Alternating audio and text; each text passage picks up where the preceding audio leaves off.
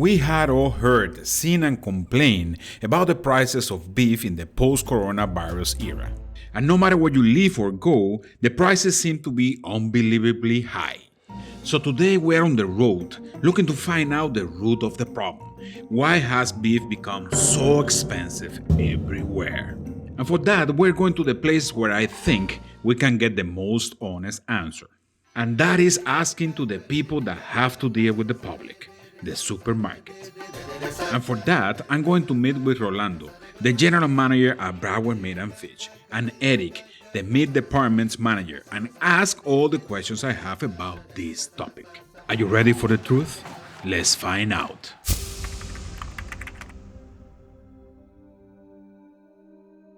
So when the pandemic hit last year, we have merchandise. We didn't have the problem of employees, but we have merchandise. So we actually never run out of product. You know, we have the full supermarket full of meat and cuts, and we always have deliveries of meat.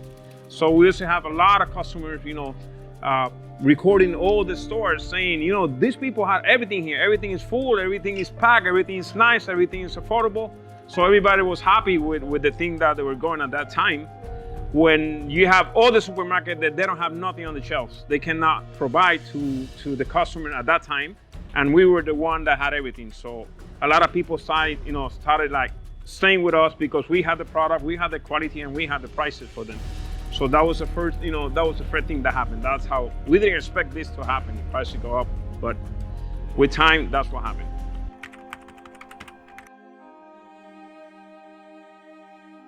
They actually went down a little bit, after the COVID, the first last year, they started going down again. So we were thinking everything was gonna go back to normal. But then that happened, I think it was in winter last year. And then the beginning again, the beginning of this year, everybody started getting vaccinated and everything. And we're thinking we got on this control, but then things got out of control again. And people, infections, and then people are getting paid just to stay home. So the personnel is really short right now on people. So now you're putting, all the people that used to do all the things to try to see if they can, achieve to get the product going. And it's a big load for the employees. And since people don't want to work, the demand on the product is rising the price up. And people with companies that have this product, for example, they could say, well, I have 20 supermarkets asking me for this product, I could raise the price. We're the man in the middle. We represent the employees, the customers, but also the big companies. So we're the one in the middle that we have to sell them, but we're the one that give them the face. We don't raise the prices. It's them that raises to us, and we have to do it. The profit is better to sell when you sell cheaper prices, that you can keep things lower and people can afford to get more. So we're trying to do our best to get the best prices, to always have something special for the customers. So when they look around, they could go other places and they keep telling me the same thing. Rolando, you are the cheapest price. Broward Meat and Fish, they have the cheapest prices, the better quality of meat all around, because I've been looking around. When are you expecting these prices to go down? It's hard to tell. Even the companies, they don't want to commit to give you a time when will they go down. They don't want to commit to give you a special in the price. If you want to lock a special price in an item that you want to sell, for example, for the 4th of July or for Thanksgiving, because they don't know if they're going to have it ready for you. It's an employee thing that really happened. It's not about the COVID anymore. It's about, COVID had to do with it, but it's just people don't want to work.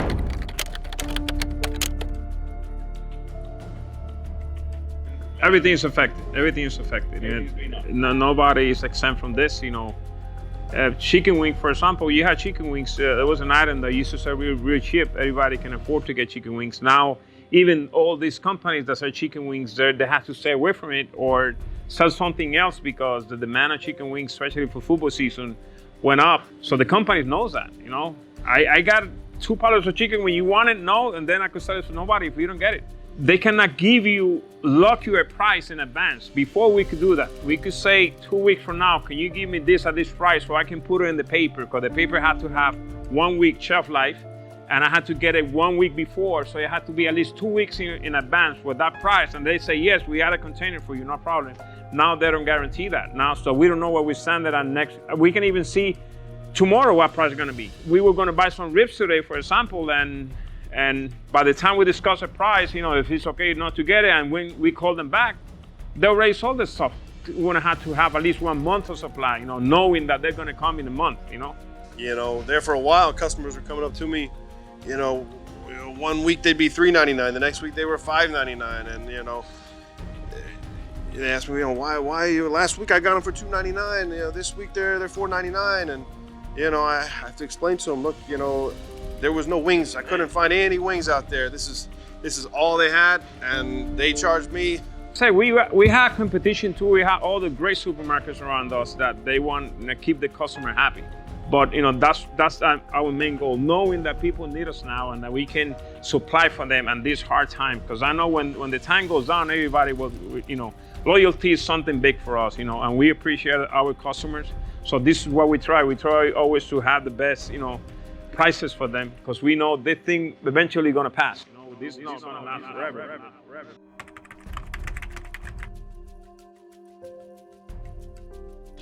The solution, well, imported meat, it helps out what's going on now. Chicken and pork is always American. Yeah. The only thing that we buy imported is lamb and different cuts of beef. The quality compromise from the importing meats, are they regulated by the? Yeah, everything has to be. Everything has to be inspected. USDA inspected. If not, they cannot be inside the United States. So that means that it's not a big deal for you guys not to trust this company. No, not at all. It's okay. No, they do their job. United States do their job. Accepting the meat that can come to the United States or not. Maybe that was one of the reasons when I say before the United States put a stop to them. Maybe they didn't qualify to be inside the United States, and we're not gonna get away from the beef from America because we know that's the best.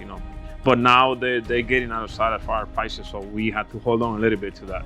You don't wanna be selling stuff too expensive there, and we can afford to have trinket and that, and then have to throw it away because it's not selling. So we want to be in a place where people are okay to buy it, and we got okay to sell it, and we can provide until we pass these hard times now.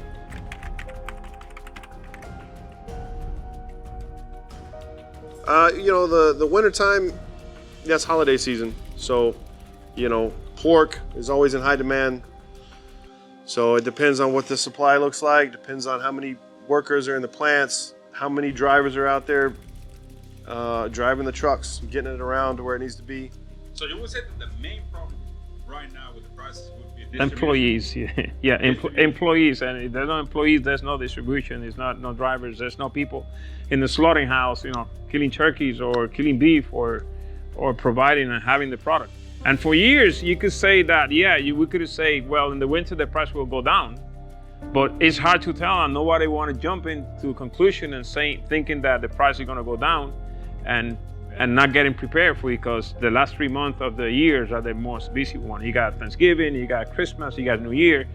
And of course, people are in the mood of cooking, after a hard year that passed. We had losses in our, family in the country, so we heard a little bit on that. So we want to get some spirit back, as a good way of keeping going forward from here now. And the quality always going to be there. The price is going to be the best around, and we promise that as soon as the prices go down, we're going to be the first one that you will be able to tell, hey, prices are going down.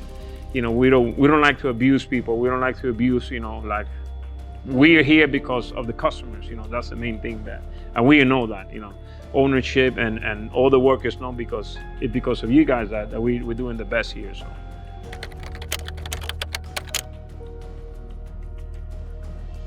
we are the man in the middle. We're the one that see the face of the customer, and we're the one that in between the customers and the suppliers. So we're the one that decide, what we're gonna get and how we're gonna make it, get to the people that need it, especially now. So are you gonna run out of product? No, I don't think so. That was one of the questions when the pandemic started. People call me, scared, like, are you gonna run out of meat? I said, I don't think so. I mean, the way that I see, I keep getting merchandise. The people my suppliers are supplying me. I have my freezers and my cooler full of merchandise, and people were amazed. They were taking videos actually saying, look, all this meat they have here, they have everything here. All the supermarkets are empty, but they have everything. So that really put in the customer, that feeling of they can trust us when they need, when the hard time comes, we were there for them.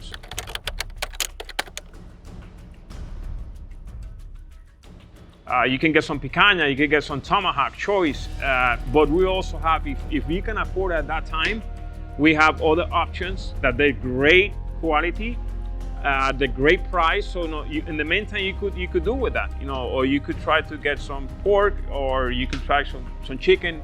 We can advise you what to do, because sometimes people get advices from you, and you tell them you could. Sometimes they come to me, I need to feed 20 people. What can I get? What should I don't know what to do. So we tell them you could get a bag of chicken, and you could get a bag of pork, and then you get some hamburgers or some bag of churrasco, a sausage, and you cut it and you distribute to them. Don't let them eat it because they're gonna eat it all, but you can give this or that. Not everybody gonna eat beef. Sometimes they just like chicken, or sometimes they just like pork, and you gotta make sure that they could keep the money in the pocket, because they don't know what to expect for tomorrow either. So people are concerned about what's gonna happen tomorrow. So we always gonna want to be there. But I see that you guys have, let's say, tomahawks instead of being black Angus tomahawk is a tomahawk from other importer. Australia. Where's that one from? The same cuts. Right. We have Nicaragua. Yeah, Nicaragua. We have the black Angus, certified Angus tomahawk. But like you said, we also have the ones we import from Nicaragua. We got some really nice ones from Mexico. So if you don't, if you're feeding a lot of people, you don't want to, spend, so much money on one, and maybe you want to get three, you can get that, or, we have really good sausage, really great price for sausage. You can get some leg quarters, or, if you see a pack of ribeyes, and, it's only you and, your wife, and you just want two, you can bring it up to the front, and we'll be happy to, just give you two, or just one piece. That's all you want, no problem. We can break a pack with, whatever you want. We try to accommodate that. Well, I really hope you learned something from this video. As you can see, things are never the way we think they are. Now, I really want to take the time and thank Rolando and Eric for this interview, and to everyone else involved. Thank you. The good thing about many of these issues is that they look like problems time will arrange one way or another. I truly hope that we were able to answer many of the questions you might have about the meat prices, and that this video was a good source of information. If you have any other question about this topic, or the video was helpful to you in any way, please let me know in the comments. Remember that I love you, and I see you next week.